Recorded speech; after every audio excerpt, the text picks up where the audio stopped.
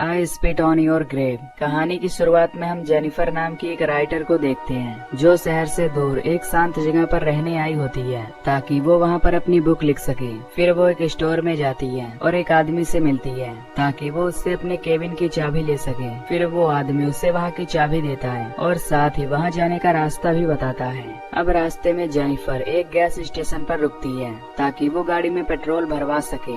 तभी वहाँ पर उसे दो लोग दिखाई देते हैं जो उसे ही घूर रहे होते हैं, जिनका नाम एंडी और स्टैनली होता है। तभी वहाँ पर जॉनी नाम का एक वर्कर आता है और उसकी मदद करने लगता है। वो जेनिफर से पूछता है कि वो कहाँ रुकी हुई है। इस पर जेनिफर कहती है कि वो यहाँ पास ही के एक केबिन में रहने वाली है। तभी पैसे देते वक्त जॉनी का पैर एक कैन से टकरा जाता है, जिसे देखकर उसके दोस्त हंसने लगते हैं। जेनिफर उससे इन सब के लिए माफी मांगती है और उसे पैसे देकर वहाँ से चली जाती है। अब वो अपने केबिन में पहुँच जाती है जो कि जंगलों के बीचों बीच था और काफी शांत था। अब जेनिफर अपनी बुक लिखने लगती है। तभी रात में जब वो अपनी दोस्त से बात कर रही होती है तो अचानक उसे केबिन के पीछे से आवाज आती है। जब वो वहाँ जाती है तो वहाँ पर एक सैक होता है जिसका दरवाजा खुला हुआ था। तभी उसे अंदर कई सारे औजार दिखाई देते हैं और वहाँ पर एक जहरीला पाउडर भी था। फिर वो उस दरवाजे को बंद कर देती है और वापस से केबिन में आ जाती है। तभी गलती से कॉफी उसके कपड़े पर गिर जाती है, जिसके बाद वो उसे धोने के लिए अंदर जाती है और तभी हम देखते हैं कि खिड़की से उसे कोई देख रहा है। अगली सुबह जेनिफर जब जॉगिंग कर रही होती है तो उसे जंगलों के बीच एक घर दिखाई देता है। जब वो उस घर के अंदर जाती है तो वो घर पूरा खाली दिखाई देता है। इसके बाद वो वापस से अपने केबिन में आती है और वॉशरूम में जाती है, पर वहाँ पर पानी नहीं आता। फिर वो उसे ठीक करने के लिए कॉल करती है, जिसके कुछ देर बाद मैथ्यू नाम का लड़का वहाँ पर आता है और उसकी पाइप को ठीक कर देता है। तभी ये देखकर जेनिफर उसके गालों पर किस कर देती है और उसे थैंक्स बोलती है, पर मैथ्यू कम दिमाग होता है इसलिए वो डर कर वहाँ से भाग जाता है। शाम को मैथ्यू, एंडी, जॉनी और स्टैनली के साथ फिशिंग करने जाता है, जहाँ वो उन्हें बताता है कि उस लड़की ने उसे गालों पर किस किया। ये सुनकर जॉनी को उसकी बातों पर विश्वास ही नहीं होता। तभी स्टैनली जॉनी को अपने कैमरे में जेनिफर की वीडियो दिखाता है, जिससे हमें पता चलता है कि वो ही जेनिफर को खिड़की से देख रहा था। ये सब देखकर जॉनी की नीयत खराब होने लगती है और अब वो जेनिफर के साथ गलत करना चाहता था। रात में जेनिफर जब सो रही होती है तो अचानक उसे दरवाजे से कुछ आवाज आती है। जब वो वहाँ पर जाती है तो उसे वहाँ पर एक मरी हुई चिड़िया दिखती है। तभी वो देखती है कि उसके सैक का दरवाजा भी खुला हुआ है। ये देखकर वो उसे बंद करती है और वापस अपने केबिन में आ जाती है। तभी वो अपने लैपटॉप पर उन्हीं तीनों की फोटो देखती है, जिसके बाद वो तीनों वहाँ आकर उसे घेर लेते हैं। ये देखकर जेनिफर उनसे कहती है कि उसका बॉयफ्रेंड यहाँ आने वाला है, इसीलिए वो यहाँ से चले जाएं। इस पर जॉनी कहता है कि मुझे पता है कि यहाँ पर तुम्हारा कोई बॉयफ्रेंड नहीं है और तुमने मैथ्यू के गाल पर किस भी किया था।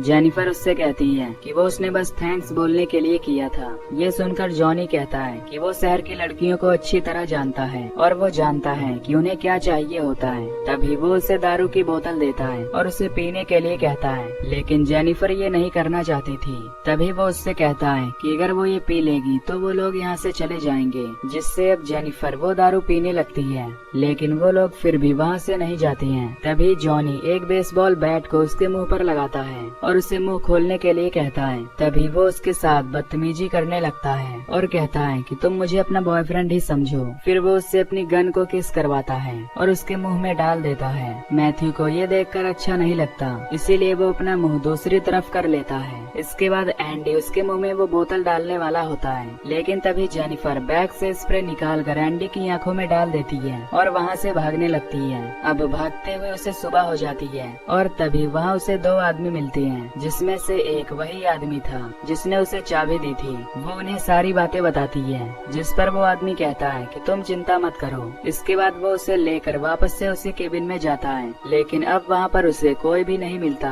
ये देखकर वो जेनिफर से कहता है कि शायद तुम्हें कोई हेलुसिनेशन हुआ होगा। फिर जब वो उसकी तलाशी लेता है तो वो उसके शरीर को छूने लगता है। तभी वहाँ पर वो तीनों लड़के फिर से आ जाते हैं, जिससे जेनिफर को पता चलता है कि वो शेरिफ भी उनसे मिला हुआ है। तभी वो शेरिफ उससे कहता है कि अब तुम्हारे साथ बहुत बुरा होने वाला है। तभी जॉनी जेनिफर को पकड़ लेता है और मैथ्यू को अपने कपड़े उतारने के लिए कहता है। वो उसे मर्द बनने के लिए कहता है। ये सुनकर मैथ्यू भी अपने कपड़े उतारने लगता है। इसके बाद वो जेनिफर के कपड़े फाड़कर उसे नीचे लटा देते हैं और फिर वो मैथ्यू को उसका यूज करने के लिए कहते हैं। फिर मैथ्यू उसके ऊपर आकर उसका शोषण करने लगता है, जिससे जेनिफर को बहुत दर्द होता है। तभी शेरिफ को उसकी बेटी एंजल का कॉल आता है, जो उसे आज जल्दी घर आने के लिए कहती है, क्योंकि वो उसे एक सरप्राइज देने वाली थी। शेरिफ उसे लव यू कहता है और कहता है कि आज वो जल्दी वापस आ जाएगा।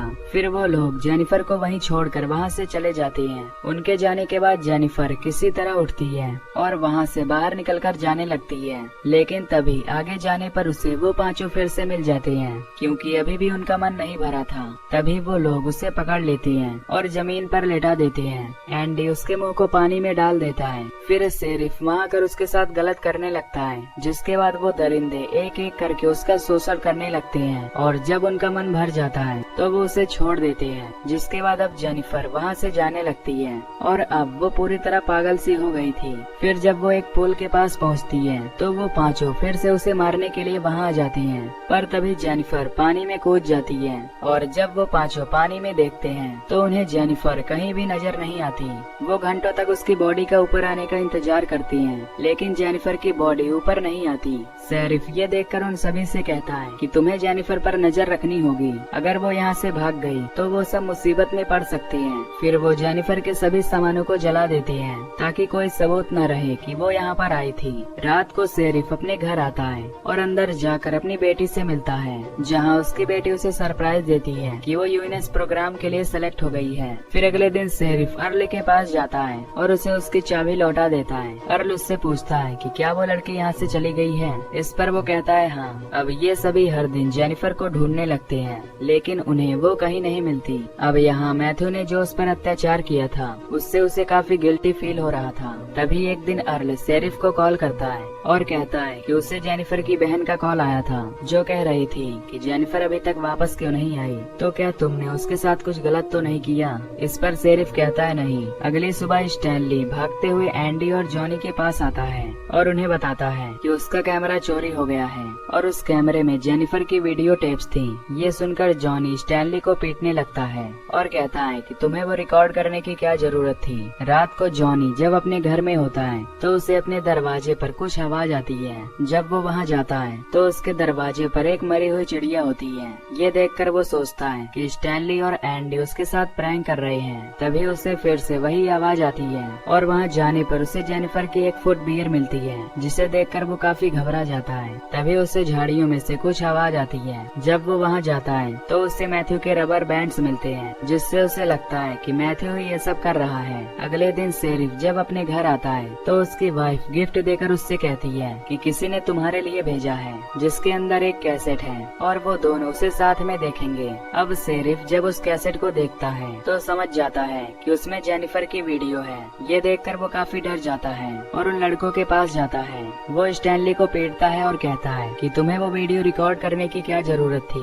तभी जॉनी कहता है कि कल रात में उससे भी कोई परेशान कर रहा था और ये सब मैथ्यू ही कर रहा है, क्योंकि उसे जेनिफर की मौत से गिल्टी फील हो रहा है, इसीलिए वो हमें डराना चाहता है। फिर शेरिफ उन्हें मैथ्यू को ढूंढ कर लाने के लिए कहता है। फिर दोपहर में शेरिफ अर्ल के पास जाता है और उसे शूट करके मार देता है, क्योंकि उसे भी उन पर शक हो गया था। इधर मैथ्यू जेनिफर के घर जाता है और याद करने लगता है कि उसने कैसे जेनिफर के साथ किया था। तभी उसे जेनिफर की आवाज आती है, जिससे वो ऊपर जाता है, पर तभी वो सीढ़ियों से नीचे गिर जाता है, जिससे वो बेहोश हो जाता है। फिर जब उसकी आँख खुलती है तो वो खुद को एक अबैंडन घर में पाता है और उसके सामने जेनिफर एक सोफे पर बैठी हुई थी। फिर वो उसे अपने पास बुलाती है और कहती है कि मुझे पता है कि तुम गिल्टी फील कर रहे हो। मैथ्यू उससे माफी मांगता है और कहता है कि मैंने जानबूझकर तुम्हारे साथ नहीं किया था। तभी जेनिफर उसके गले में एक रस्सी डालती है और कसने लगती है, जिससे मैथ्यू वहीं पर बेहोश हो जाता है। यानी कि जेनिफर अब पूरी तरह रिकवर हो गई थी और अब वो इनसे बदला ले रही है। फिर शाम को एंडी और स्टैनली मैथ्यू को ढूंढ रहे होते हैं। फिर एंडी उस अबैंडन घर में जाता है, जहाँ पर उसे एक गद्दा दिखता है। इधर स्टैनली के सामने जेनिफर आ जाती है और जब वो उसे मारने के लिए आगे बढ़ता है तो उसका पैर एक ट्रैप में फंस जाता है, जिससे वो चिल्लाकर एंडी को बुलाने लगता है। जब एंडी वहाँ पर आता है तो स्टैनली कहता है कि जेनिफर अभी जिंदा है। तभी जेनिफर पीछे से आकर एक बेसबॉल बैट से उस पर अटैक करती है। फिर वो स्टैनली के भी सर पर मारती है जिससे वो बेहोश हो जाता है। अब एंडी की जब आँख खुलती है तो उसे एक लकड़ी के सहारे बाथ टब पर लिटाया होता है। तभी जेनिफर वाटर ऑन करके उस बाथ टब को भरने लगती है। इधर स्टैनली को उसने पेड़ से बांध रखा होता है। तभी वो उसका भी वीडियो बनाने लगती है और उसे चूहा खिलाने लगती है। फिर वो उसकी आईब्रो एकदम ऊपर कर देती है जिससे वो अपनी आंखें न झपका पाए। फिर वो एंडी के पास जाती है जहाँ एंडी उससे माफी मांगता है। जेनिफर उससे कहती है कि वो भी उसके सामने ऐसे ही गिड़गिड़ाई थी, लेकिन उन्होंने उसकी एक नहीं सुनी और उसका जमकर फायदा उठाया। वो उसका मुंह पानी में डुबोकर कहती है कि वो उसे बहुत बुरी मौत देने वाली है।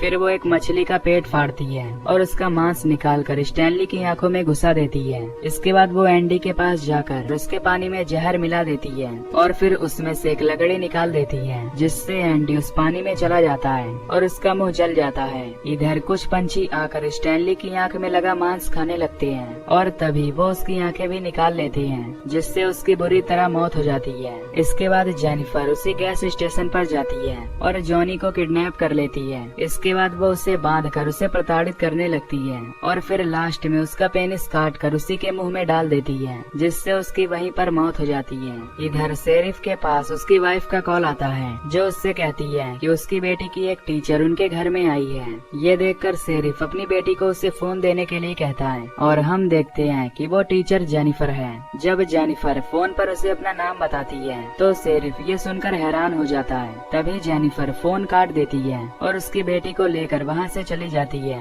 फिर जब शेरिफ घर पहुँचता है तो उसकी बेटी वहाँ से जा चुकी थी। उसकी वाइफ बताती है कि उसकी टीचर उसे प्लेग्राउंड में ले गई है। फिर जब शेरिफ वहाँ जाता है तो उसकी बेटी उसे वहाँ नहीं मिलती। तभी गाड़ी में जेनिफर उस पर हमला कर देती है और उसे किडनैप करके अपने साथ ले जाती है। फिर जब शेरिफ की आँख खुलती है तो जेनिफर उसके पीछे उसी की शॉर्ट गन घुसा देती है और जब शेरिफ उससे खुद को जाने देने के लिए कहता है तो वो शॉर्ट गन को थोड़ा और अंदर घुसा देती है और कहती है कि उसे भी ठीक ऐसा ही फील हुआ था जब उसने उसका शोषण किया था। तभी शेरिफ उससे अपनी बेटी के बारे में पूछता है तो वो उससे कहती है कि अगर तुम्हारी बेटी के साथ कोई ऐसा करे तो। इस पर वो कहता है कि मैं उसे जान से मार डालूंगा। जेनिफर कहती है कि वो भी ठीक ऐसा ही करने वाली है। फिर वो शॉर्ट गन की ट्रिगर में एक रस्सी डालती है और उस रस्सी का दूसरा सिरा वो बेहोश पड़े मैथ्यू के हाथ में बांध देती है ताकि जब उसे होश आए तो वो ट्रिगर दब जाए, जिसके बाद वो बाहर जाकर बैठ जाती है। इधर जब मैथ्यू को होश आता है तो वो शेरिफ को देखकर हैरान हो जाता है। शेरिफ उसे हिलने से मना करता है पर तभी मैथ्यू अपना हाथ हिला देता है जिससे ट्रैप एक्टिवेट हो जाता है और दोनों की वहीं पर मौत हो जाती है। और इसी के साथ ये मूवी यहीं पर खत्म हो जाती है। तो दोस्तों अगर आपको ये मूवी की एक्सप्लेनेशन पसंद आई हो तो वीडियो को लाइक और चैनल को सब्सक्राइब कर देना।